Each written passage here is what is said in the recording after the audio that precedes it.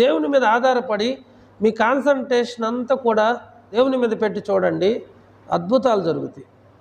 దేవుడు భూకంపం తెప్పించాడు వాళ్ళ ప్రార్థనకి. అలాగే సమస్యలన్నీ నిన్ను కట్టేసినట్టుగా, చుట్టేసినట్లుగా, మడత పెట్టినట్టుగా ఉంటాయి నీకు సమస్యలు.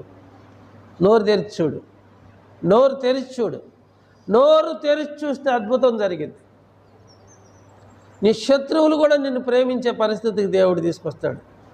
ఒకవేళ వాళ్ళు నిన్ను ప్రేమించకపోతే నీ ముందు లేకుండా దేవుడు చేస్తాడు. నీకు విరోధంగా రూపింపబడిన ఆయుధం వర్దెలదు.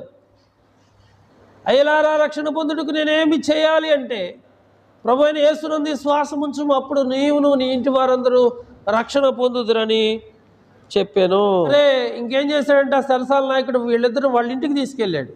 అతని ఇంటనున్న వారందరికీ దేవుని వాక్యాన్ని బోధించిరి. అప్పుడు దాకా వాళ్ళకి వాక్యం అంటే తెలీదు. అక్కడ ఒక అద్భుతం జరిగింది.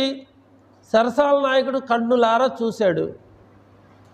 రాత్రికి రాత్రే వారిని ఇంటికి తీసుకుని వెళ్ళాడు. అంతటా వారు అతనికి అతని ఇంటి వారందరికీ దేవుని యొక్క వాక్యాన్ని బోధించారు. అర్ధరాత్రిలో జరిగింది ఇదంతా. రాత్రి ఆ గడియలోనే అతడు వారిని తీసుకుని వచ్చి వారి గాయాలను కడిగాడు. పౌలు శీలల యొక్క గాయాలని జైలు అధికారి కడిగాడు. దేవదూతలు చేస్తాయంట దేవుని బిడ్డలకు పరిచర్య. ఎవరు వస్తారంట మనం చేయకపోతే? దేవదూతలను పంపిస్తాడంట మనకు పరిచర్య చేయడానికి.